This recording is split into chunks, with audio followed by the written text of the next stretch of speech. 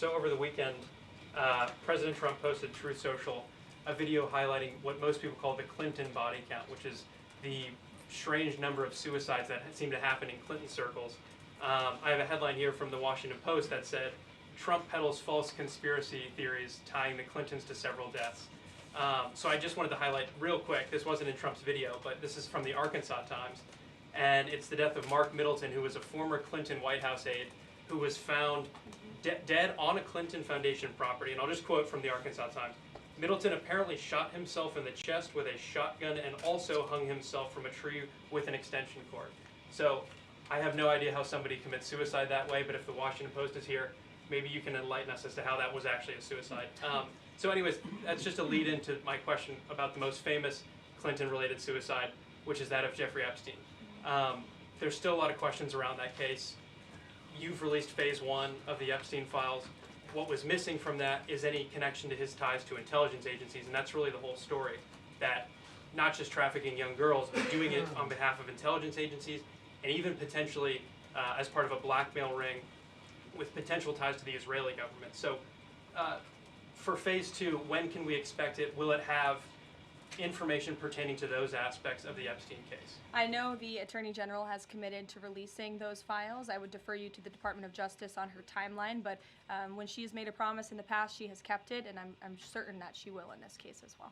Any updates on Greenland? Will the president be making any trips, and do we have any details you can share with us? I don't have any future foreign trips to read out for you. We just returned home from one. But the president maintains the reasoning for Greenland's strategic purposes in the Arctic, and he continues to remain committed to the idea of obtaining Greenland in whatever means we can to advance our national security interests in the region.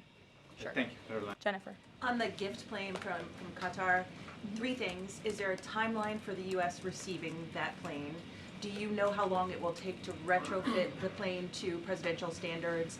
And thirdly, has the intelligence community, security folks, have they weighed in on whether that plane can actually be secured to presidential standards? I'm glad you brought up this question because I was watching the American press spew a lot of misinformation about the plane donation last week when we were abroad. Let's be very clear. The government of Qatar, the Qatari family, has offered to donate this plane to the United States Air Force, where that donation will be accepted according to all legal and ethical obligations. It will be retrofitted to the highest of standards by the Department of Defense and the United States Air Force. This plane is not a personal donation or a gift to the President of the United States. And everyone who wrote that last week should go and correct their stories, because this is a donation to our country and to the United States Air Force. As for a timeline, because it is the United States Air Force that is accepting the plane, I would defer you to them for specifics, because the President, frankly, has nothing to do with it. It's the Air Force's project to take on.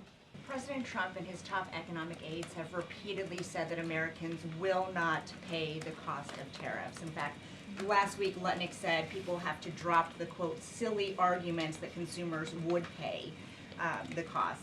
But over the weekend, as you know, the president posted that Walmart should eat the tariffs and not charge the value customer anything. I'll be watching, and so will your customers. So does he acknowledge that if companies don't absorb the full cost, Americans will have to pay?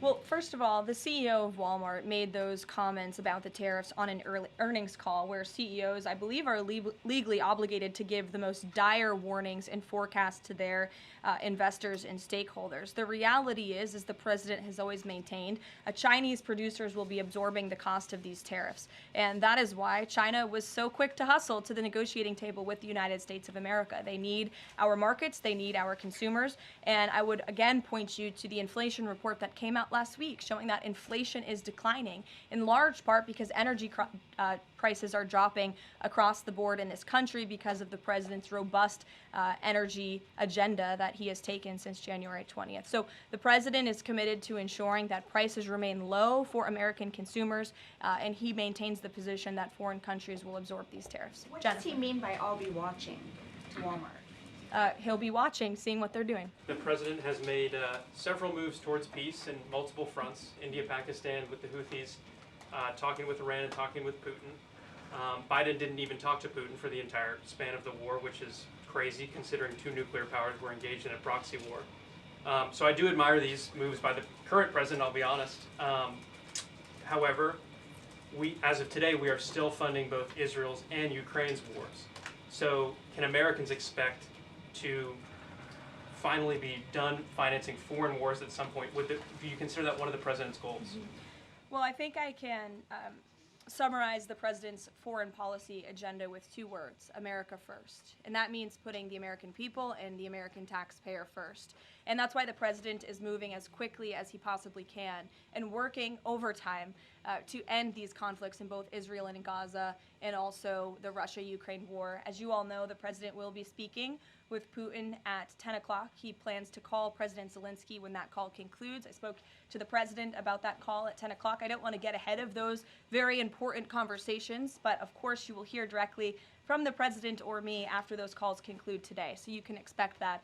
As for Israel and Gaza, the president continues to not only himself but his national security team engage in talks on both sides of this conflict. The president made it very clear to Hamas that he wanted to see all hostages released. And last week, when we were flying out of town, there was great news on that front with the return of Eden Alexander, who was the last remaining hostage in Gaza. So to answer your question, the president is always thinking about the American people, the American taxpayer first. He wants these conflicts to end, not just to save money, but most importantly, to save lives.